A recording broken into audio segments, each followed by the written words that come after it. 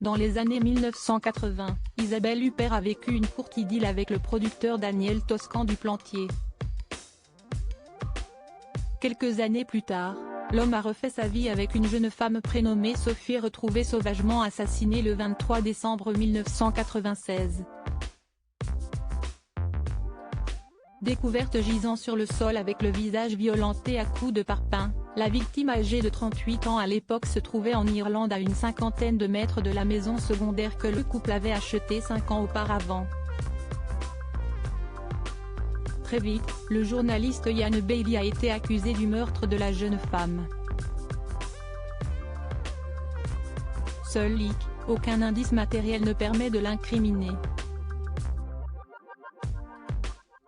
L'homme a été condamné en France mais l'Irlande considère toujours ce cas comme un call de case. Récemment, l'enquête a d'ailleurs été relancée par les autorités irlandaises, bien déterminées à élucider ce meurtre considéré comme une vraie tâche sur la société irlandaise, selon les mots du chef du gouvernement Micheál Martin. Le meurtrier en liberté ? Vraiment content de cette nouvelle comme l'a rapporté son avocat, Ian Bailey espère être innocenté à la suite de cette enquête. Il avait écrit plusieurs fois au chef de la police pour demander un nouvel examen du dossier, a ajouté Me Frank Butimé, qui précise que son client est encore aujourd'hui dans une grande détresse face aux accusations qui le visent. Il a toujours espéré que le vrai coupable soit traduit en justice. De nouvelles investigations d'autant plus importantes en Irlande que l'affaire est considérée comme un dossier jamais élucidé, qui suscite toujours autant d'interrogations et remue la presse irlandaise.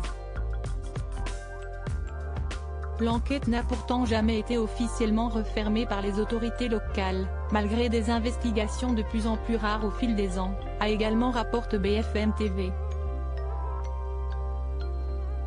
Le nouveau directeur des poursuites publiques, chargé de mener les poursuites pénales, a récemment décidé de reprendre le dossier à zéro et de confier l'enquête à une nouvelle division de police, spécialisée dans les affaires non élucidées, afin de faire la lumière sur les circonstances du drame. Le meurtrier serait-il en réalité toujours en liberté ?